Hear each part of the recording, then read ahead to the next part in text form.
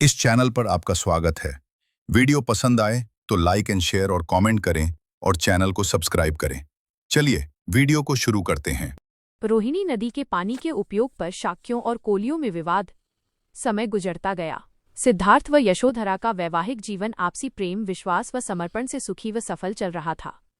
शाक्य संघ में भी एक अनुशासित, समर्पित व वफादार सदस्य के रूप में सिद्धार्थ सबके लिए एक आदर्श सदस्य के रूप में सम्मानित थे।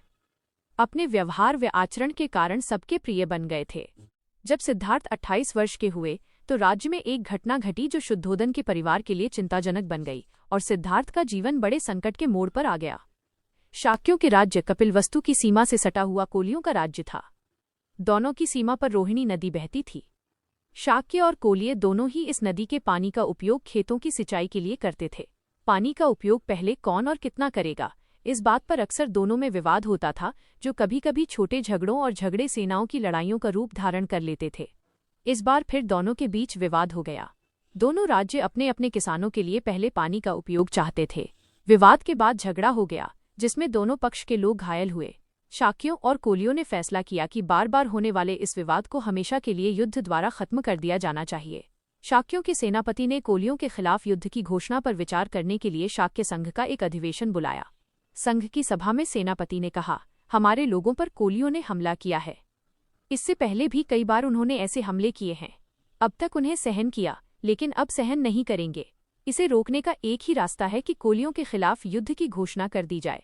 मेरा प्रस्ताव है कि कोलियों के खिलाफ युद्ध की घोषणा कर दी जाए। इस प्रस्ताव का शाक्य संघ का कोई भी सदस्य यदि विरोध करना चाहे तो वो बोले। सिद्धार्थ गौतम अपने स्थान पर खड़े होकर बोले, मैं इस प्रस्ताव का विरोध करता हूँ। युद्ध से कभी किसी समस्या का समाधान नहीं होता। इससे हमारा उद्देश्य पूरा नहीं होगा। इससे एक दूसरे युद्ध का बीज पड़ जाएगा। यदि हम किसी को मारेंगे तो हमें भी कोई मार सकता है। यदि हम किसी कमजोर पर जीत हासिल करेंगे तो हमसे बलवान हमें हरा देगा। अतः मेरे विचार में शाक्यों को कोलियों के खिलाफ युद्ध छेड़ने में जल्दबाजी नहीं करनी चाहिए। पहले अच्छी तरह जांच करनी चाहिए कि वास्तव में दोषी कौन है।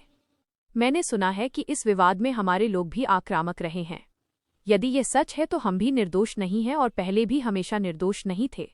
अतः मेरा सुझाव यह है कि कोलिय और शाक्य अपने अपने दो प्रतिनिधि चुने। वे चारों मिलकर पांचवां अन्य प्रतिनिधि चुने। फिर पांचों मिलकर पानी के बंटवारे की समस्या का शांतिपूर्ण समाधान करें। हालांकि सदस्यों को ये प्रस्ताव ठीक लगा, लेकिन उन्होंने कड़ा विरोध करते हुए कहा, नहीं, यह सुझाव ठीक नहीं है। कोलिय बहुत उद्दंड व उग्र हो गए हैं। अतः नियमानुसार सभा में दोनों विचारों के प्रस्तावों पर सदस्यों की राय लेना जरूरी हुआ। पहले सिद्धार्थ के सुझाए प्रस्ताव को प्रस्तुत किया, लेकिन पक्ष में बहुत कम सदस्य थे, इसलिए अतः प्रस्ताव पारित नहीं हो पाया। इसके बाद सेनापति के प्रस्ताव पर विचार मांगे गए। सिद्धार्थ गौतम ने खड़े होकर फिर विरोध करते हुए कहा, मेरी संघ से प्रार्थना है कि इस प्रस्ताव को स्वीकार नहीं करें। शाक्य और कोलिय आपस में करीबी रिश्तेदार हैं। यह बुद्धिमानी नहीं है कि युद्ध एक दूसरे को बर्बाद करें। सेनापति ने सिद्धार्थ गौतम के तर्क का फिर कड़ा विरोध करते हुए कहा, युद्ध में योद्धाओं के लिए कोई अपना पराया नहीं होता। उन्हें राज्य के हित में सगे भाइयों से भी लड़ना ही होगा। शास्त्रों के अनुसार ब्राह्मण का धर्म यज्ञ, वैश्य का व्यापार, शूद्रों का सेवा करना तथा युद्ध लड़ना क्षत्रियों का कर्तव्य व धर्म है, और सभा में बहुमत का भी यही विचार है। सिद्धार्थ गौतम ने उत्तर दिया, जहां तक मैं समझ सका हूं, धर्म तो इस बात को मानने में है कि वैर से वैर कभी शांत नहीं होता। ये सिर्फ अवैर प्रेम से मिट सकता है। मैत्री भाव से ही दुश्मनी खत्म होती है और मन को सुख शांति मिलती है। सेनापति बौखला गया और बोला, शास्त्रों के ऐसे दार्शनिक उपदेशों में पढ़ना बेकार है। यह स्पष्ट हो गया कि सिद्धार्थ को मेरा प्रस्ताव स्वीकार नहीं है। अब संघ तय करें कि उनका क्या विचार है। इसके बाद सदस्यों से अपने विचार मांगे और बहुमत से प्रस्ताव पारित हो गया।